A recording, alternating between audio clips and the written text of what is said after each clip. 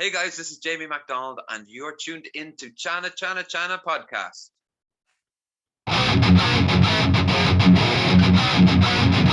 Thank you, man.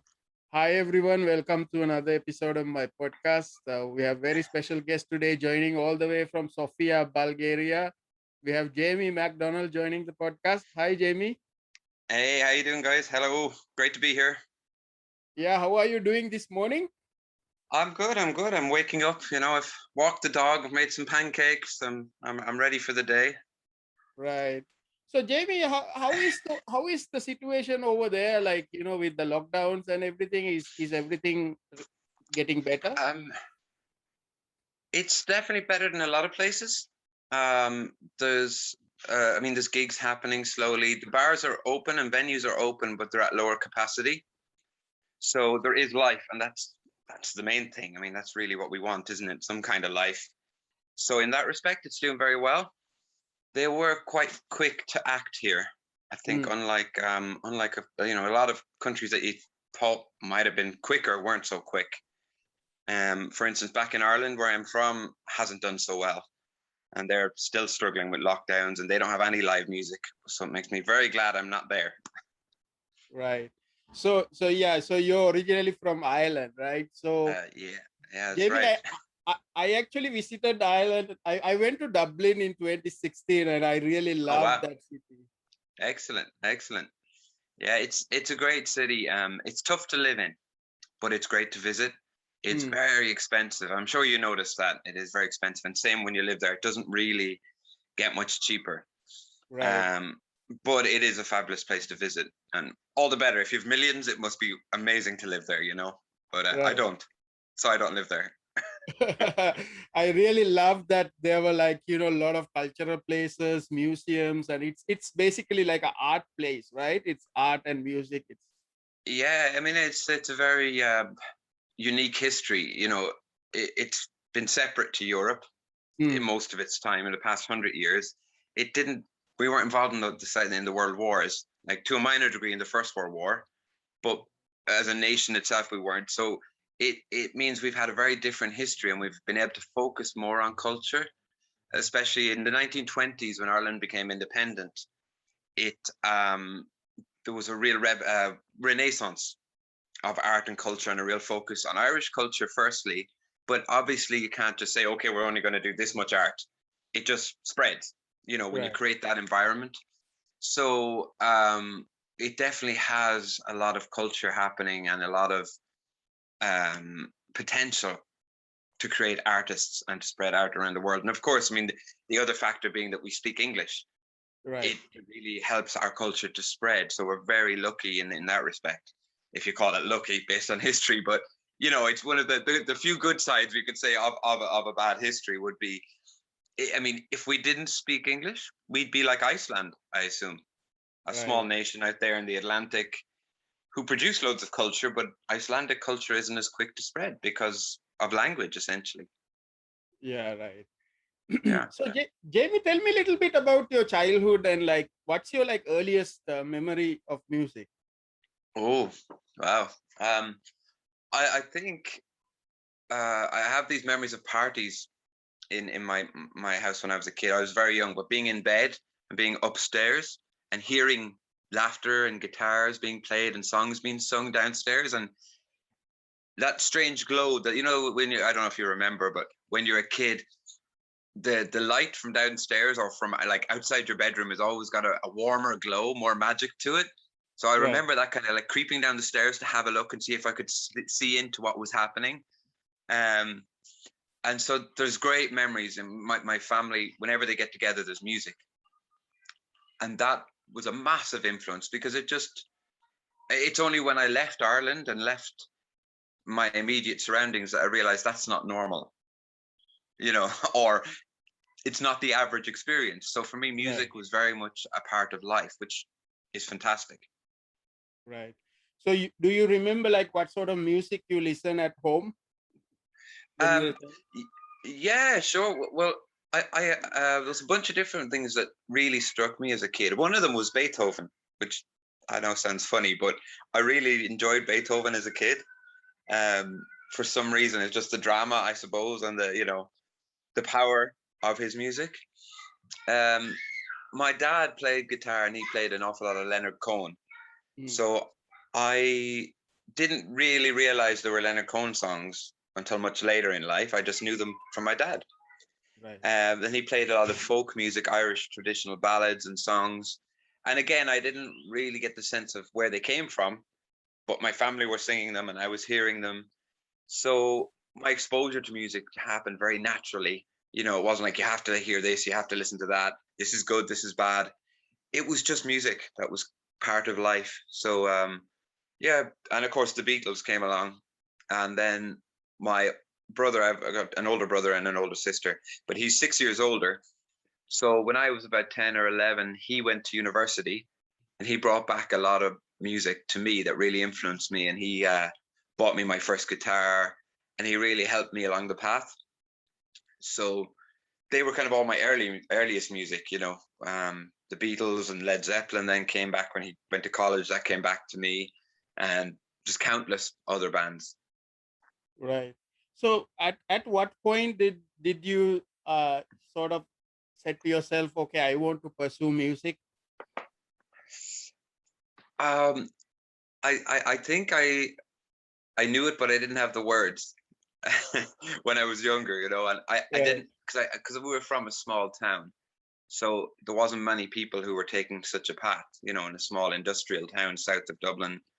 It wasn't really the thing. There was cover bands, but to pursue original music, so it was in my head, but it just kept chipping away. And I found over time, when I was about 21, 22, there was nothing else I was doing with any passion.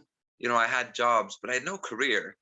Mm, I'd been to university, I didn't take to it. That wasn't me. Um, and so it became the thing that, one day I looked around and I realized the one thing I'm always doing is music.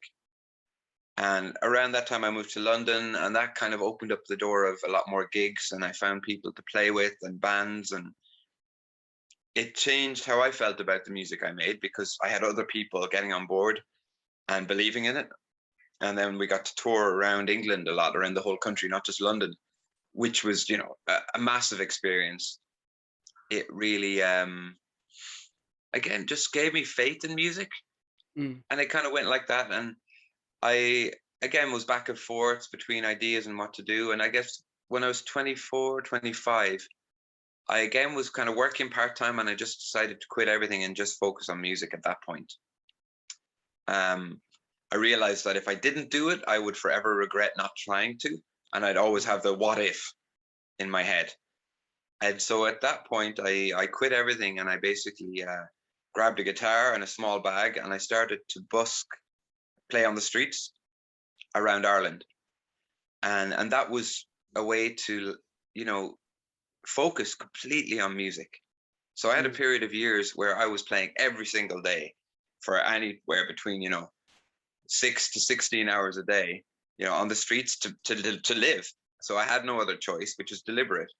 I figured if I can't make enough money to eat, I probably shouldn't be doing this, right. and but it was amazing because I met so many musicians, so many artists, street artists and people, and it just gave me that faith in music that if I lean into the music, it will catch me.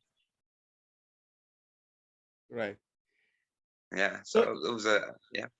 so when you took that sort of decision, okay, you quit your job and you want to Hmm. pursue this, was it scary that first couple of days, going through that? Oh yeah. Yeah. I mean, people would ask me what I'm doing, and I kind of go, I don't know. I mean, I knew, but I didn't know what to do next. It was literally arrive in a different city in a hostel and be like, okay, I know I have enough money for a hostel for like whatever amount of nights, but I better go and start making money. And that means I have to go make music because I also want to eat. I don't want to just stay in a hostel for 4 days. And, people would tell me I'm crazy, and I would say, you might be right. But I knew in the back of my head, if I didn't do it, I would go crazy. So everything they said, and even the fears, they started to disappear very quickly. And I very, very quickly met people who were on the same or similar paths. because I had decided to be on that path. Mm. I met a wonderful girl, Miriam Filion. She's from Canada. Very random. She was staying in the same hostel as I was in those first days. And we'd kind of acknowledged each other in the breakfast room of the hostel. But that day I was walking down the street and she walked towards me and she just started a conversation as if we'd always known each other. And she was just this wonderful out there personality. And through her, I met somebody else. And she's now like a jazz singer in New York. She's like doing amazing. And she was a dancer then. She wasn't even singing, but she started to sing with us. Through her, I met Bobby, who I ended up in a band with for many years. And we played around Ireland and we lived in Denmark and he still lives there. And so it just became this thing of meeting people who didn't make me feel like an outsider, because that was their world and it was mine. And that took away the fears. It just felt like, oh, this is so doable, because it went from me being the only person doing it to me being in a bunch of people who were all doing it, which was obviously wonderful. Right. Yeah. One thing that I also do when I do a lot of travel, before the pandemic, I used to travel for gigs all over. And one thing that I always do when I go to gigs is I stay in hostels, because it's different from staying in a hotel and staying in a hostel. It's such an intimate experience, because you meet people like-minded people, and sometimes I meet the people who are going to the same gig as me, and then we'll hang out. And so it's such a great way, right? And it of course cheap way as well. It's cheap, but it's worth it. You know, it's kind of, the experience is so much better in the hostel.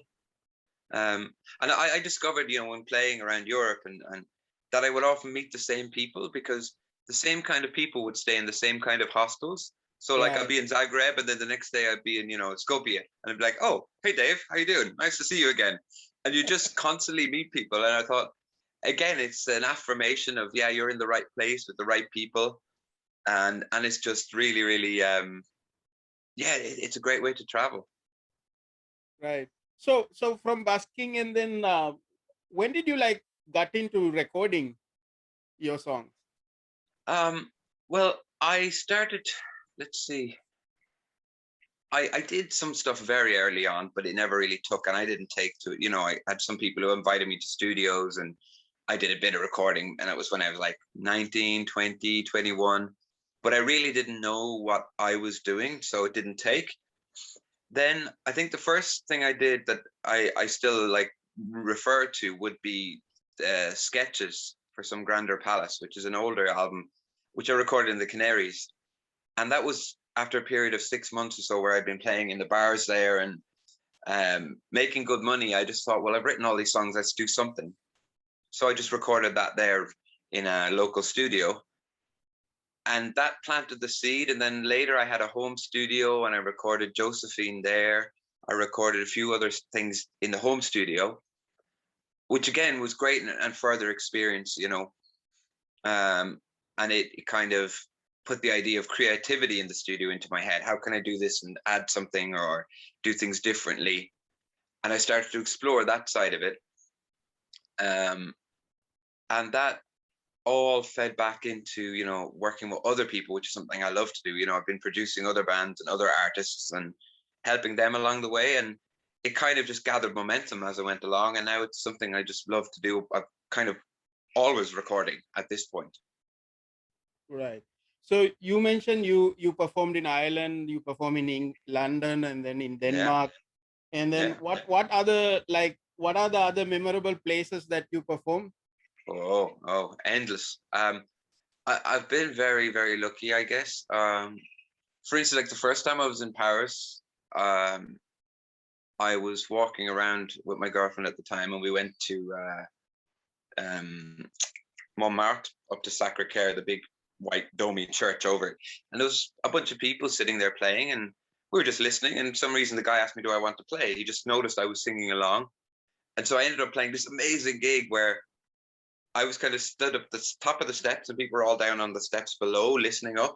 But in front of me, it was like the whole of Paris, you know, and it was just this amazing, wow, you know. it was like something from a movie. You really couldn't, it doesn't look right, but it actually happened. That was one, like, mind blowing, to have that whole vista of Paris in front of me.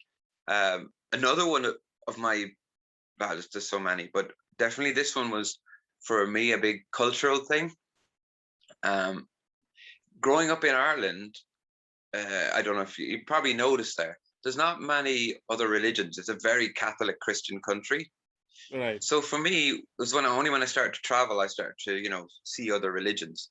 So when I was invited to Macedonia to play, I had the great honor of being the first person from that festival to play in the old city, right in front of the mosque.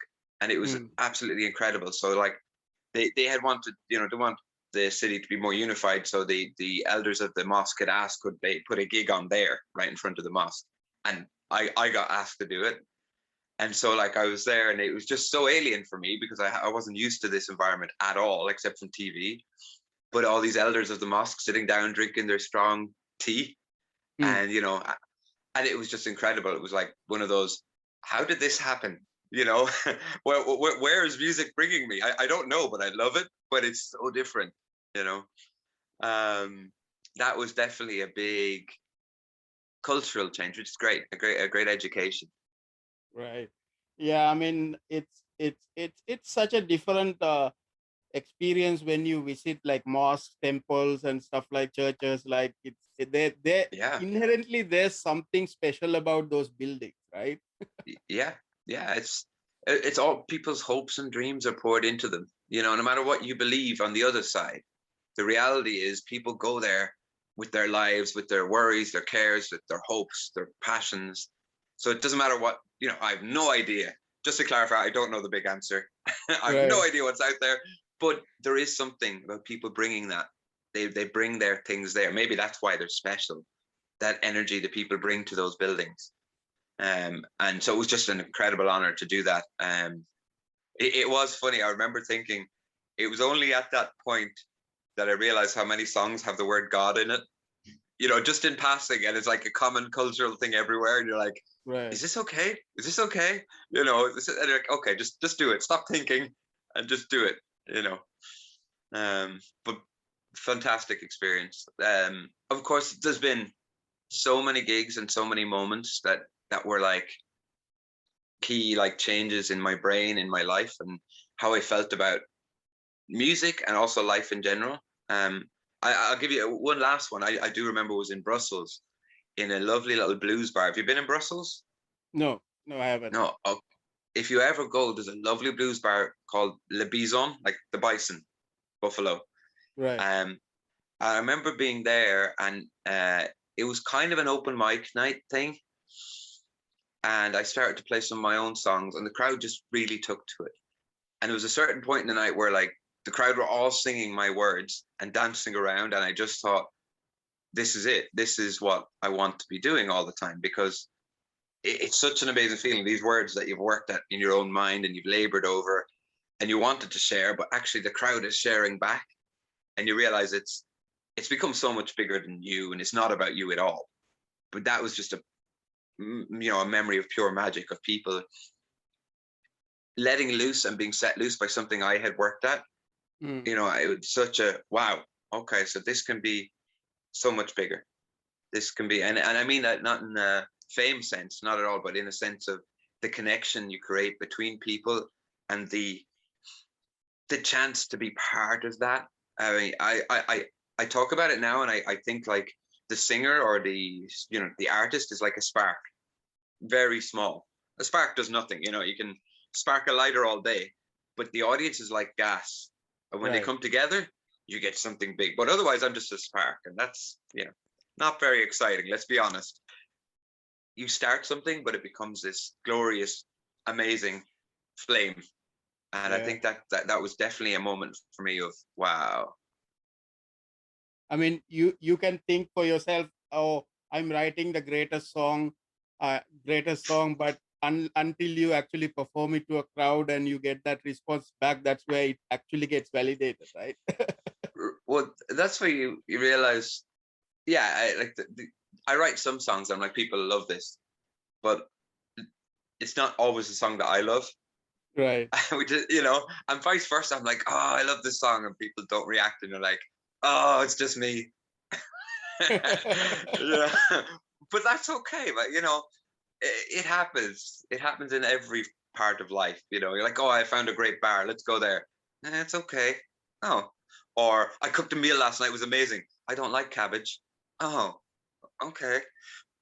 But it's Right. good. I like that. I like that aspect of it. And it kind of encourages me to keep writing, because it's worth it for myself to write those songs, and then for those songs to spark those moments in people. Right. So, Jamie, how did you end up in Sofia, Bulgaria? The easy question, huh? All right. So I was in the west of Ireland in a city called Galway. I don't know if you visited when you were there. No. So it's very much a cultural city, and there's a lot of street performers there. And I met a guy from Detroit, based out of Florida, who was a street performer.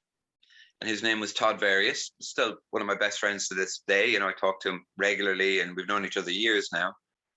And we used to discuss a lot of things. Like he was an escape artist, street performer, magician, all kinds of, very different than what I was doing. But we would discuss the finer points of what we were doing, the art of it, the ideas behind it, what works, what doesn't. And we became very close, and he invited me to a festival in Macedonia, which you had to be invited into it. I got into it because he recommended me to the management of the festival. And I went back to that festival a few years in a row. The last time I went there, we basically toured all over the Balkans with the festival. So we went, Bosnia, Croatia, all over basically. And, we touched on every country except Bulgaria. So after a summer of playing around the Balkans, I came back to Skopje in Macedonia. And I said to a friend of mine, Zulio, I said, how far away is Bulgaria? I was like, I haven't been there. And he's like, oh, it's about 4 hours on a bus. And I thought, I guess I better go then. It's just one last place to see. And the idea originally was to keep going and go to Turkey, but I never did go to Turkey. And it's kind of a running joke here. People still ask me, when are you off to Turkey? 10 years later, yeah, any day now. And when I walked down the main street of Sofia, I had that very unique experience of feeling like I'm somewhere very alien, because the alphabet, the Cyrillic alphabet, is everywhere, which you'd be used to from Russian more than Bulgarian, but it comes from Bulgaria. Right. And so it had that, but then the shops and things felt very Western. So I felt very alien, but quite at home. And that mixture kind of making me feel safe, but adventurous, I think that really appealed to me. And again, I got very lucky very quickly. I met some fantastic people on all fronts, who showed me around the city, who introduced me to, the venues and the art scene, and just people who became really good friends. So it just snowballed so quickly. And then it was like, oh, okay. And I think that was about September. I left, I'd made an album in Croatia. I came back, and I kind of just stayed after that. I stayed through the long winter, which is, the winter here is get pretty cold. So if you make it through a winter, then you're good, Right. Yeah. Yeah. I actually first, I know about, I knew the country Bulgaria, but the city Sofia, I actually got to know from this album. I don't know if Oh, you yeah. can see, if you Yeah, can yeah, see. yeah. This I is, can. yeah, Excellent. this is the Big Four, Metallica, Slayer, and Yeah, Big Four. They yeah. performed. That's a very famous album from Yeah. Sofia, Bulgaria, right? Right. Yeah. Yeah, there's a big metal scene, a big hardcore scene here. There's a lot of and classic rock as well. It's a big thing. So what I do is kind of out on its own here, but I don't mind. I like that too. I'm kind of happy to be doing something else. Right. But there is a big tradition of music here in Bulgaria, and quite similar to, when you go to India and other places, there's a lot of complex rhythms and different time signatures, which for me is a massive challenge. But again, I really like that, and I've been slowly trying to incorporate that more into what I do in a studied but natural way, so I'm trying to use it without it being a pastiche of Bulgarian music. Right. I noticed that from some of the posters and stuff that's posted by you, it Yeah, goes as Jamie McDonald and the number 9. yeah. So what The is the number band. 9? Oh well, this is the band. When I came here, I started a band with two guys, and we were trying to find a name because my name is quite common. So it's hard to be found sometimes when you're Jamie Right. MacDonald. There's a lot of people, at least in Scotland, England, and Ireland, and in America, which is a lot of people. So I knew I had to put something with it, but I also wanted people to think of me not just as a singer-songwriter. I wanted them to come and see a band gig and experience that and experience more. I've often wondered, big comparison, bear with me, but for instance, not saying I am this big, but no, if you think of David Bowie, no one ever says singer songwriter. Right. Why? Because he's done something different, right? Yeah. Yeah. He's crossed some line, but it's a strange one. So like I didn't want to be seen as the solo guy. Even if I do solo gigs, I wanted that to be part of the bigger thing. And so having a band, and I try and kind of put it across there, it helps for branding, but it also puts this idea into people's head that there's more than just me. And then so I started the number 9 with those two guys, Ivan and Georgi.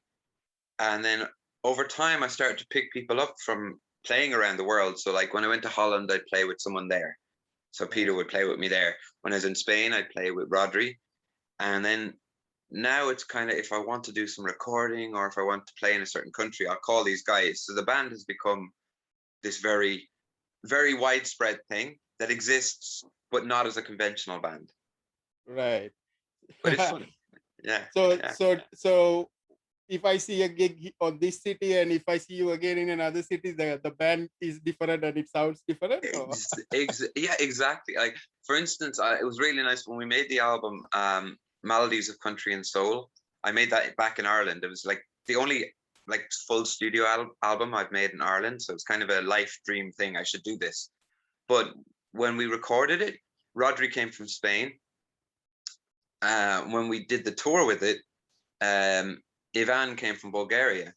So I also had the drummer from Ireland and the guitarist from Virginia in the States. So I had like a very international version of the number 9 on stage, which is amazing. So it's a complete mixture, but it was drawing on people from everywhere. And that's how it works now. It's crazy, but I really enjoy that aspect because it brings new energy to each recording and each gig and each tour. Yeah. One thing that I really enjoyed when I went to Dublin is I visited the temples. I think it's called Temple Street Studios, where there's a rock and roll museum and then there's a studio. I think that's where there were like Cranberries recorded albums there, right? So yeah. Once I came back from Dublin, I had I mean I fell in love with the Irish bands. I mean, of course, U2, Cranberries, the Scrape, the Snow Patrol. There's so many, right? Right. Yeah, and again, it goes back to that thing that we're steeped in culture, but we have the English language, so we're very lucky in that we can sell it. I mean, sell in the connect to people way, as opposed, of course, the other way too. But I really mean connect to people on a much wider basis, because of the English language. So you have that, amazing sense of poetry and culture and art. In fact, there's this school in Ireland, and it's produced something like 3 or 4 Nobel Prize winners. One school. Right. I'm like, that's crazy for poetry and the arts. You're like, that just does not make sense in terms of, Ireland is barely 6 million people. Here we are batting way above our average, across the globe. But somehow we pull it off. Yeah. And one more thing I really loved about the city is that, especially like Dublin, I don't see any skyscrapers. It's just like, I maybe it's a two-story building. That's it. And then it's like you would see all these event posters and stuff on the road, like different places. It's like, Yeah. those vintage type. I Hmm. took so much photos of that. There was so many events happening when I was there. It's like I was over, it's Yeah. so amazing. It is. It's great like that. There's always things happening everywhere. Um, and there's a lot of sense of the culture is coming from the ground upwards. I think it goes wrong in a lot of countries. They try to create it from the top down, and it doesn't happen that way. It has to be this organic coming up thing, and they can support it. Governments can support it, but if you try and steer it, it falls apart very quickly. Mm, And I think in Ireland, at least prior to COVID, now it's really been badly affected, unfortunately. I don't know what's going to happen in the future, because it's still musicians are out of work and can't perform, can't play. Venues have suffered, many have closed down. But at least prior to that, it's very much musicians would get together and create a scene, and every generation would have a new bunch of musicians who'd get together, create the next scene, and mm, you'd still have the patronage of the older musicians, which is really important. It gives you a sense of uh, not so much hierarchy, but a progression, that it's right. possible to do the next thing. If you name any of the big names or faces in Irish music that you know of, chances are I've met them or know somebody who knows them, and not because I'm famous, but because I'm a musician. And Right. it's just the nature of the scene. It's just not that disconnected as other places, maybe. Um, even someone like you too. I mean, they're very much there in the city of Dublin. You see them walking down the street, see them driving around. There's no elite place for them to go. They just do their own thing, Mm, and that makes it seem way more connected and way more real and also possible. I think for the next generation, they meet a guy who's toured the world, and it's like, wow, I could do that too, because he's from down the road from me, or he's from wherever, somewhere small, and it really creates a great sense of community. right. Yeah. Actually, one of the last shows I saw, like prior to COVID, like that was December 2019. I saw you two actually. They performed. They came to Asia and they had a show in Manila, so I was able to go and see them. It's Oh, yeah, amazing. I've seen them a few times, and uh, I find it funny because it's like I know that they're gonna grab you and twist your emotions, and even though you know the trick, they do it anyway, Yeah. right? You're like, no, it's almost like a grudge match. They're not gonna get me this time. Oh, they got me. They have this amazing power. But I also think that you two are quite unique in that they're a proper band. They are like by themselves, they wouldn't be that big. But those Mm, four guys together, they are all playing the best they can play. Not that they are the best musicians in the world, but every one of them is doing the best they can. And with most bands, I get the sense that it's two people and the others, or right. one person and the others. But with you two, you feel like every one of them is pushing themselves as much as they can to be the best they can, and that's a real band. I mean, it's only the truly great bands that we get to see that in. Right. Yeah. Yeah. Jamie, there was I organized this gig and I had this guy from Romania who is a Bono impersonator. So he actually came and performed here with a local U2 tribute band. And Wow. this guy looks really like Bono, and he tell me that Bono actually hires him for events. Like when Bono can't go to some events, he actually hires this guy to go. That's a nice gig. Yeah, that was a uh, really nice gig. yeah, yeah. Wow, that's a So funny one. yeah, so Jamie, I check out your music. So your latest release is VB Miracles. Can you tell me about Yeah. that album? Oh yeah. Well, I mean that was during the lockdown, and it was uh with a lot of my albums, I have a plan and then it just goes out the window because of reality.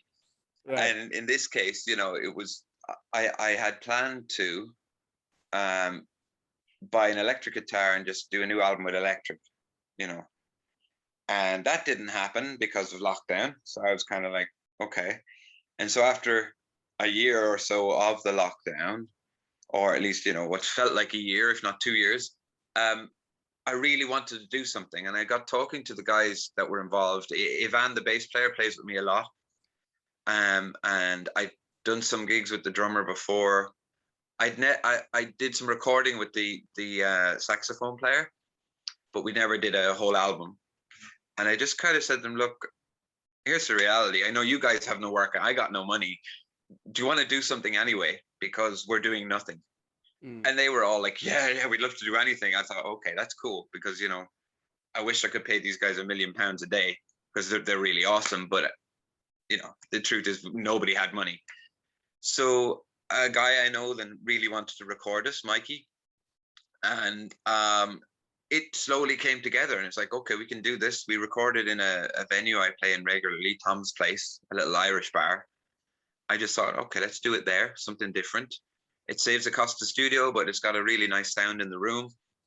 And it's kind of cool to be connected with your friends in that way. You know, I've recorded something there in Tom's Place. And we just went about in one day to record the band tracks. And somehow it's all come together very well. I did another day then, I did the acoustic, the solo tracks, just to add a few more tracks to the album. And it really was a case of a couple of rehearsals. And then on the day we played a couple of times and just saw what worked. And somehow I think it works as a real live album. You know, I think it has a sense that it's not this overly polished studio thing, which it couldn't be. But I like the sense that you feel the music in it. Right. Right. Yeah. The track that I really like, I was listening to your album, this album and a couple of other albums, couple of Sure. these days, right? So if you wear, there's a song called "If You Wear That Dress Tonight," which which is a very nice song. But what really got me on that song is how many instruments are in that song, because I hear like flutes, percussion, saxophone, like it's like such a mix. I know, and it's all illusion. It's because the drummer just played the percussion in it, and it plants it in your head. You feel like there's someone else in the room, and then you know the way the instruments mix up, and it's one of those things. I think sometimes you just hit that magic spot where nobody actually knows what's going on in there, but it works, and it just all comes together. And I love the flute on that, because for me it was. It's such a different instrument to use, the Bulgarian kaval, it's called, the traditional flute. Right. And that was Sasha, the saxophone player, was playing that one. But for me, the song itself would be, I think it would sound more Van Morrison, like if it hadn't got that flute. So it kind of brought it in a different direction. And I try not to steer the band too much. I kind of wanted Sasha to go, the sax player, to go wherever he wanted with it. So when he found that motif, it was like, oh, this is it. We found it. And it just really brought a whole new energy to that song. I don't know if you've seen the video as well. We just released a video for it. But I kind of knew that it would, the energy of the song was really going to carry. Yeah. So when you told me earlier that you were trying to incorporate the influence of Bulgaria, so this is a example, right, for that. Oh, definitely. Yeah, because in Ireland we have traditional flute, but I wanted to reference that maybe, but I preferred letting Sasha, a Bulgarian flute player, do his thing. You know, I didn't tell him play like it's Irish. It's like I didn't even get into that conversation. Right. I pretty much, with musicians, my approach is play whatever you hear and feel. If I don't like it, I'm obviously going to tell you. Or if you're stuck for an idea, I have one, but I prefer the bass player to play bass, the drummer to play drums, the sax player to play saxophone. I just prefer that widening, what they bring into it. I find it far more interesting because how I hear the music is all internal because I've written the song. Right. So I try to get out of the way and just go, okay, do whatever you want. Let's see what happens. We can always change it later. But when we're rehearsing and learning the songs, I take that approach. Yeah, Jamie, what I felt from your songs is, how do you write these lyrics? I mean, what's the process? Because it's such great, I mean, great songs. I'll give you an example later, but what's the process of writing the songs? Um, well, a couple of years ago, I decided to write more songs. I decided to write more often. And one of the big things that unlocked was not to edit the song until it's finished. Not because I would often find myself writing a line and saying that's a rubbish song. Mm. And in hindsight, of course it is. One line isn't a song, but you get this sense of fear. And I think this might be writer's block, which I don't get anymore because of this process. So I just write and I write and I write and I write songs every week. I write maybe 2, 3, 4 songs every week. And some of them I might never use. Some of them I might use in 4 years' time. But I've stopped that editing until the song is finished. Mm. And it's just freed me to write. And I like, if I write a bad song, what I feel is a bad song, I never have to play it for anyone. But it's good to get it out of my head, right? Right. So the process then is like, I might hear something, just casually said, I might overhear someone saying something on a bus or something, and I go, oh, that's interesting. And I might take it out of context. I don't, but I think if I remember it over time, then there's a good chance somebody else will remember it. Right. If I don't remember it, hey, that's okay. So I also don't subscribe to that. Oh, I wrote a great song last night, but I fell asleep and forgot it. Yeah, you didn't. You didn't write a great song. If you wrote a great song, you would remember it after a few hours sleep, right? Right. So all these things, and I just take notes. So when I'm like, I try to let life influence the songs. So like, if you wear that dress tonight was a really simple idea about people I know and people I love, and how I often look at them and think, I wish they could be as amazing in their heads as I think they are in my head. So it was really a moment of seeing someone I know and thinking, she's a really special person, and I hope she always fulfills that potential of being as amazing as I think they are. And so it just starts. So there is that kernel of truth for me in it, but then I let the song take its course. So there's always a truth for me. I can come back to it. It means I can sing the song again and again. But then the song, I try and let it write itself.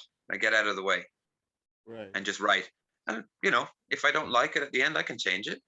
But getting out of the way is a big thing. Not being afraid of it. Sometimes I write a line and I'm like, I don't know if I can sing that. And now I say, shut up, sing it. Before I would have been like, scared, can't do it. And like, scared, fear is no way to make art. No good art comes from that. Right.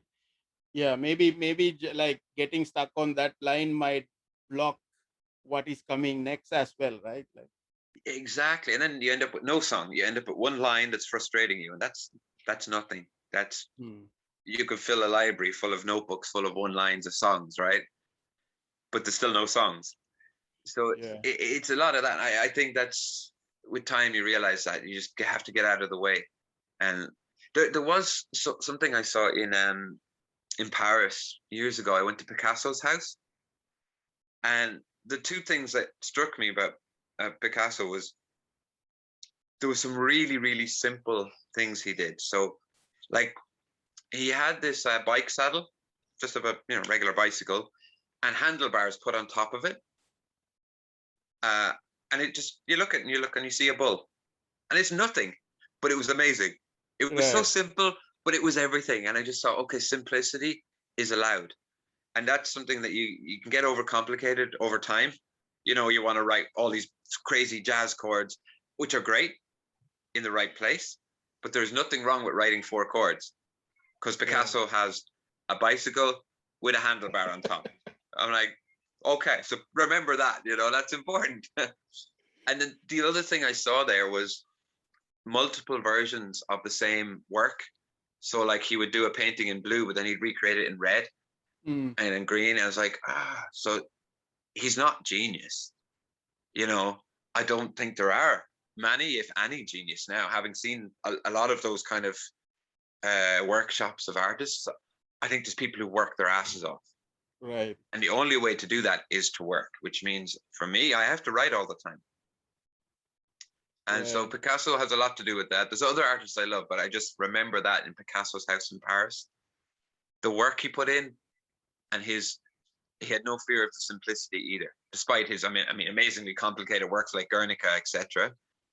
He has these moments of, oh, okay, that pleases me, so I'm going to do it. Right. So that's, yeah. I think he did art for himself first, right? Yeah, and I really think you have to. Because if I don't get excited about it, there's no way I can get you excited about it, right? Right. Hey man, this is an amazing song. Do you like it? Or, dude, I wrote the most amazing song. I don't care if you don't like it. I love it. There's a big difference, right? Yeah. One thing, Jamie, that I talking about Pablo Picasso, like when you hear Pablo Picasso, you think that he's like a historical person, but you actually have photographs of him, right? He's not that sort of old in a sense of history, right? Yeah, exactly. Yeah. He's such a monument, but actually he's a real man who was alive not long ago, whose life and legacy is very tangible and real. And there's a few of those. I also love Jackson Pollock. I think he's just this mind-blowing idea to, I don't know how he had that moment of, today I'm not going to use a brush. I'm just going to throw paint at that canvas. So you're like, what? It sounds like crazy talk, right? It's like a 5-year-old or something. But then one of my favorite pieces, and this is, by the way, goes back to the number 9 question. One of my favorite paintings is called Summertime by Jackson Pollock, but it's also number 9 in the subtext, number 9. So there's part of that, because this painting, I when I lived in London, I used to work near the Tate Modern, the big gallery. I don't know if you've been in London, but the big art gallery. And this painting was on display there while I was there. And I would just go and like on a lunch break and just sit there and just sit there with the painting, and it just had this amazing effect of like, there's so many things happening, but yet there's a story. You can read different parts of it. And it's quite long. It's quite a long painting. So you kind of look across it. And for me, it was this joyous moment of celebration of summer, but it also looked like jazz. It was like visual jazz for me, because a lot of the lines, they look random, but they're not, but they also work so well together. And I thought that's music in its freest form, but in a painting, which is just amazingly beautiful and amazingly expressive. And really, really, it still blows my mind, his work. Right. So Jamie, one of the songs that from VB Miracles is, it has this line which I listened to this song a couple of times. The line says, "Give a little more, take a little less." Oh yeah. Do you remember what song is that? Yeah. It was the last song that I did for the album. And it kind of, that part of the song came last. It's the last part in the song, but it was organic. I knew I wanted to make something kind of jazzy and kind of hard to grasp. So there is a few little chords there that I wouldn't normally use. But then it's this nice moment of release at the end of the song, a very simple idea. And I think it's like, we get very complicated in our heads with every situation, but there's usually a very, very simple idea, something we know, but you just go back to that. And, give it a little more and take a little less. Like, we don't need much, but what we have to spare can go a long way. Right. Also, like, we just do not need that much at all, if we're honest about it, right? on all fronts. I mean, something as basic as food. We always have more food than we need. At least the majority of us. While some people, if you give them half the food you have, that's more food than they've had that week. Right. So we can all afford to, to give a little more and take a little less. But there's also, just in our approach to people outside of the physical, what can I give to you? What can I give to the world? I don't need to take that much, but by actually giving, maybe I can do more. It's as I said before, like Leonard Cohen was a big figure. His songs in my childhood. As I grew older, I came to investigate the man and his his way of life more. But for him, he often talked about being of service, Mm.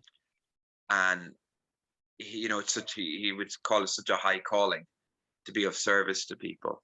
And there's ways we can all do. I mean, like you're doing it right now. Honestly, you're serving the music in what you're doing with your podcast. It's incredible. It gives a platform, and it doesn't cost you a lot, I'm sure, like as in emotionally, physically, to do this, right? But you Right. give so much more by doing it because you're spreading music, you're spreading, you're giving people affirmation. And so he talked about service, and I think it's a very big thing when we stop trying to be self-serving, it frees us to actually create more, be more creative, and the influence it has on the world is like probably infinite. You know, if you're good, if you're good to one person, maybe they're good to two people, so on and so forth. And this sense of service, I think I might have got lucky in that simple line in that song to bring it back Mm. to something so easy to remember.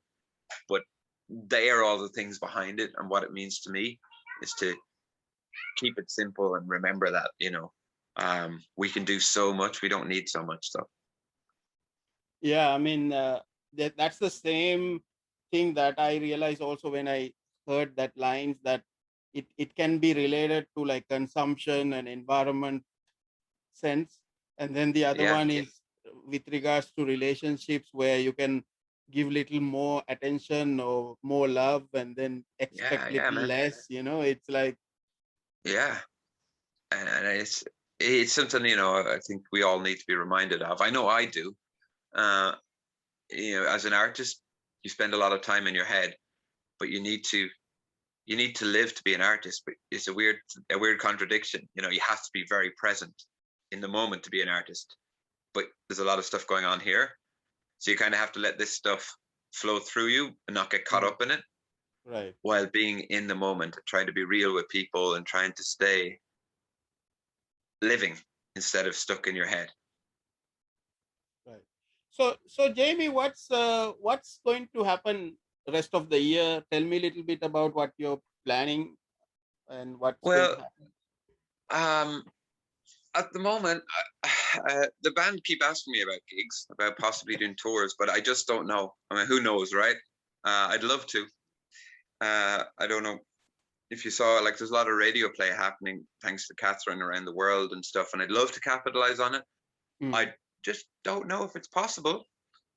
But music keeps going on. So at the moment, even later today, I'll go to the studio and I'm working on a new album, the next one. Um, it will take longer because it's a studio album, but that's going to be a lot of the year will be taken up with that. And I'm hoping later in the year, if tours are possible, even if it's solo tour, I can get out and get around Europe again because it's been too long, and just play some gigs in different places and connect with more people. So in a way, it's business as usual. Right. Thankfully, I'm very excited uh, about the next album, but I always am, to be honest. The We Be Miracles, it almost fulfilled its name. I can't believe how far it's gone, given that it almost didn't happen with lockdown and everything. For this album, it's like the first album where I decided to play all electric on, which was the album I wanted to make before lockdown. So I'm going back to that. And so I'm playing a lot of electric and I'm practicing that, and it's just opening up new ideas for me. Mm. Um, and I'm excited about that. It's a whole new palette to paint with. Yeah. I actually saw some of the posts, like your songs are getting played in Australia and South Africa Crazy, and man. all these different places. Yeah, I know, man. Uh, it's just mind blowing because uh, making the album was such a gamble, and there was a certain point when we were mixing it because it was recorded live. It was tricky to mix it, and I just wasn't happy with it, and then I had to kind of stand back from it all. But I was literally at the point of maybe I just won't release this, and I'll go back and do a studio album. And then like people I played it for, they were like, "This is amazing!" Especially that song, you liked it. If you Yeah. wear that dress tonight, people were like, "That energy is amazing. You need to." And I'm like, "Really? Oh, okay, all right, let's do this." And so in the space of a day, a friend of mine just turned me around, and I went, "Okay, pressing the button. We're releasing it. We're doing it. It's happening." And so that was just like amazing that happened, and now to move on to the next album, wow, like it's incredible. The album's gone so far. I'm hoping that the doors it's opened, I can capitalize on with the next album too. Right. That's Yeah, great. So, yeah. Jamie, what's your message to the viewers of this podcast and also people who support you, listen to your music? Oh, I was thinking about this. What could I say to people in general? But um, a big thing for me at the moment, and you might have noticed, I'm always pushing Bandcamp for people. And the reason I do it is because it's real money for real artists. So what I would say is support people like yourself, support podcasts who are helping spread the word, helping get music out there and sharing it. But also when you see an artist, if you find that you've streamed something more than 5 times, go out and buy it. Help support them, because let's be honest, streaming is never going to support people, at least not with the laws the way it is now. But when you go to Bandcamp and similar platforms, like for me, Bandcamp is the one. There are similar, so it's not just a singular endorsement or anything. But when people buy that thing from the artist, it makes such a difference. That personal connection to actually buy the music and get behind it, it makes it possible for more music to be made and more art to be made. So if I have to say anything, I think just keep doing that. All those people out there who are supporting the arts and music, it's an amazing way to help communicate and help other people communicate. Right. So, Jamie, anybody you want to shout out to? Oh, everyone, let's say hello to the whole world. What do you reckon?